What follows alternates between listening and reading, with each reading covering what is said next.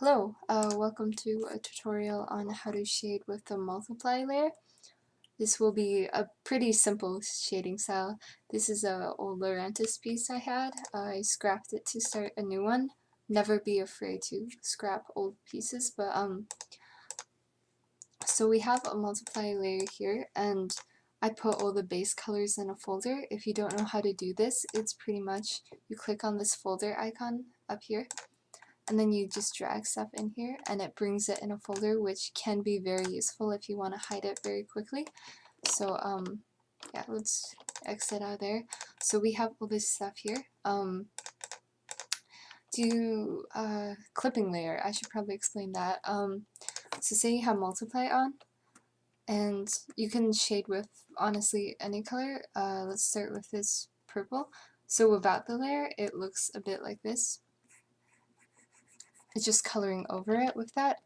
But say if you have the multiply layer on, it retains the colors and it adds makes it a bit darker, and this can be like a very fast shading style. But you're probably wondering, what is this? I don't want don't want to color on this negative space. And you could probably just like select that, but if you're if you're doing a painting or your lines aren't that clean or your colors aren't that clean, that's perfectly fine.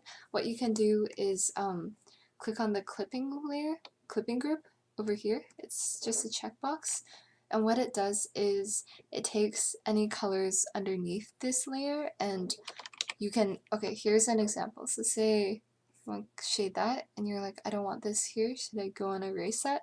No, all you have to do is clipping layer. There, it's clipped for you. So let's turn clipping layer on with multiply. It looks pretty empty without any shadings done. For shading, just it's kind of hard to explain how to shade. Just find the nooks and crannies wherever you think might be fitting. I like to also do the edges of things too, to make it look more three-dimensional. And with that, you can have this, and you can also shade with other colors too. This is just, what is this, a light purple, which it works with all the colors here, so that's why I kind of chose it, but so does, this might be too purple actually, so if I went a bit grayer, it'd be a bit better, but that's fine. And I'll just do this a bit quickly, so like, switch between different brushes. These are like normal brushes. A gradient brush, I actually had a question on a previous video. A gradient brush is honestly just airbrush, so make a new brush, right click, airbrush. All you do is like turn the density down, that's it. Okay, let's delete that. Yes. Okay, so the gradient brush here. Oh, also you can play around with these if you want to take a look at that. But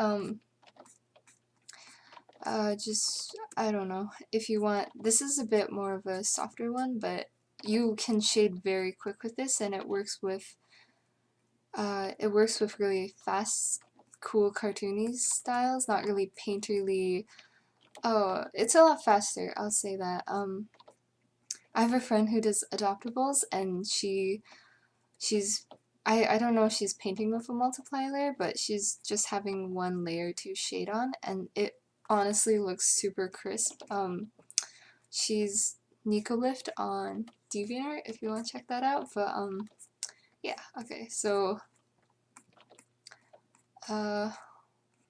this is kind of, yeah, gross, I don't know, just shade like that, and okay, so that's not perfect, yeah, it's really not perfect, but say you have this here.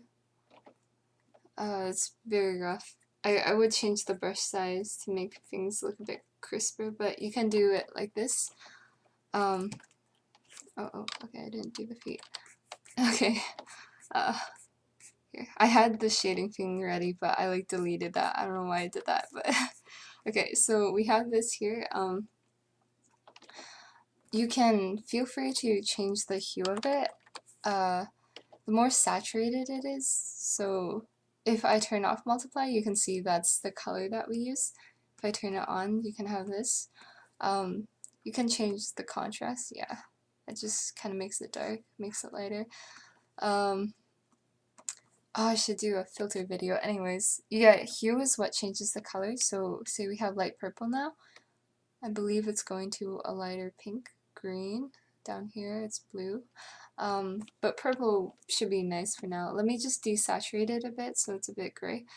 Now that we have this here, let me just, yeah, if you want to give it more edge, make it look more three-dimensional, just heavily shade the edges. This is what I do with a lot of my pieces, which I need to probably stay away from, especially with the softer styles, but yeah, just like shade in around there. But I know lots of people, they do, here, let me just erase that.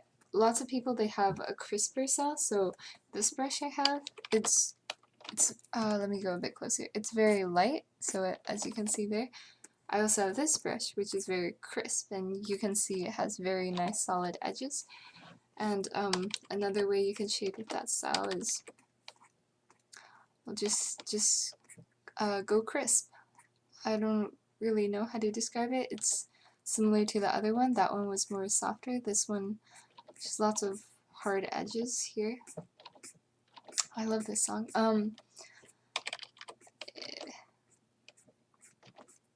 Okay.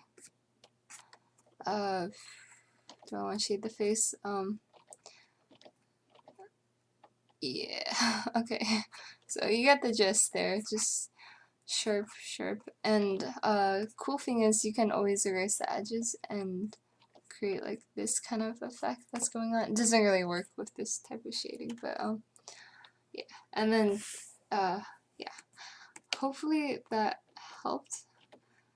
Some people that were kind of confused with what the multiply layer does, it allows you to shade over things without erasing the thing underneath. So say if I want to shade this red or this white, I guess, I would like color pick this, delete this, open it up, like I'd attempt to shade it here, but then I'd also cover this pink here, as you can see there, and you're like, I don't want that. But if you open up the multiply layer, yeah, let me just open up the multiply layer, just here. What it does is it also shades the pink along with it, which is really awesome. So definitely try out the multiply layer if you want. It's not really required in most pieces, but yeah, give it a shot. I just want to make this video because I'm scrapping this piece, so I worked on it a little. I didn't want it to